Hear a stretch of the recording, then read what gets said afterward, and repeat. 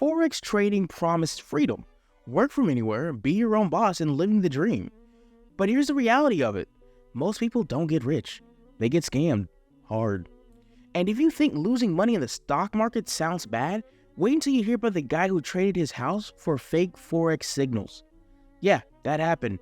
We'll get back to him. But first, let's talk about why this isn't just a Forex thing. It's a part of a much bigger pattern. One you've probably seen before, MLMs. Welcome to the Retro Class channel. I'm Retro. Let me break down something for you real fast. It'll be fun, I promise. Here's how they got you. Forex wasn't just a side hustle. It was a lifestyle. You see Instagram influencers and Lamborghinis shipping champagne on yachts. They weren't just trading currencies. They were trading clout. The promise was simple, right? You don't need experience. You don't need a degree. You just need to believe in the grind. Therefore, people jumped in. Who wouldn't want to make $1,000 while they were sleeping? But here's the catch. Most of those influencers weren't making money from Forex trading. They were making money off of you. Let's pause for a second. Forex trading is real, point blank. Big banks and financial institutions trade currencies daily. It's the largest financial market in the world. But scammers saw an opportunity. Forex trading is confusing. Lots of jargons, lots of charts, lots of risk. And confusion breeds trust in the wrong people. Enter the Forex gurus. Some sold signals, basically text telling you what to trade. Others set up fake investment groups, promising returns so high they sounded illegal, probably because they were. Remember that guy who traded his house? He believed in one of those gurus, paid them everything, and now he lives in a trailer. And not the fancy, I'm doing a minimalistic van life kind of trailer. You get what I'm saying? Here's where it gets even worse. Some Forex scammers weren't just about bad trades. They were MLMs in disguise. Let's break it down. MLMs, or multi-level marketing schemes, thrive off of recruiting. You're not just selling a product, you're selling the opportunity. But according to the Financial Trade Commission, a whopping of 99% of MLM participants lose money.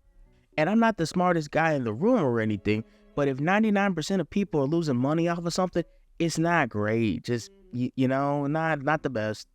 And it's not pocket change. Many people go into debt trying to buy inventories, pay fees, or meet quotas. Forex's MLMs, like Mastery Academy, operated in the same way. They made more money from recruiting people than from actually trading. And here's the kicker. The ones on top always win. The ones at the bottom, they lose everything and have to rebuild up from the ground again. A good case study for something like this would be Mirror Trading International. It was a big name. They promised automatic Forex trading using AI. And while AI isn't always a red flag, in this case, it was definitely the biggest red flag you could have seen. At their peak, they had over 260,000 members worldwide.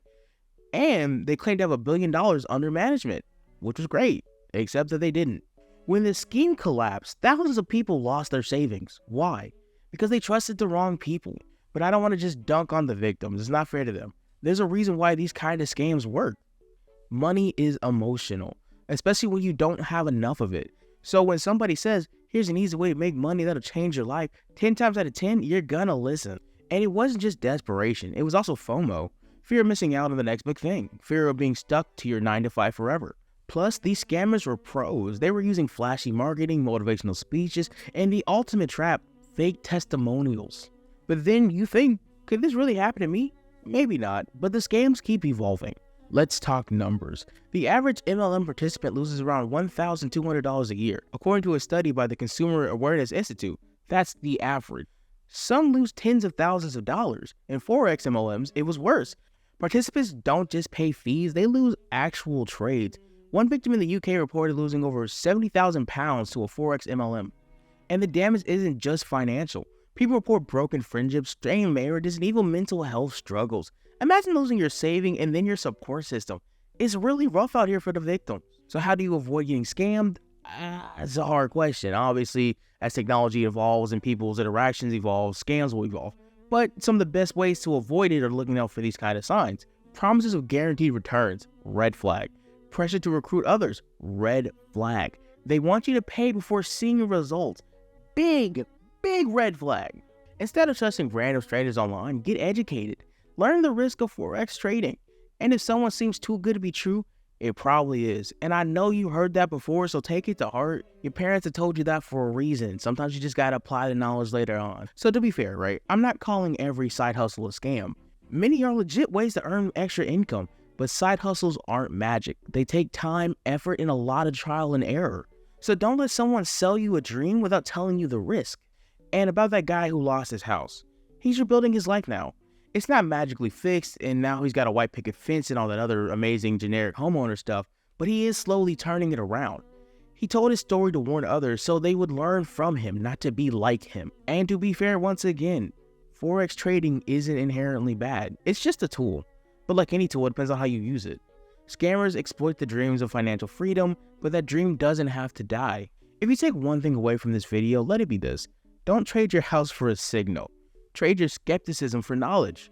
You like that? It's out the dome. Pretty smart. Thanks for watching.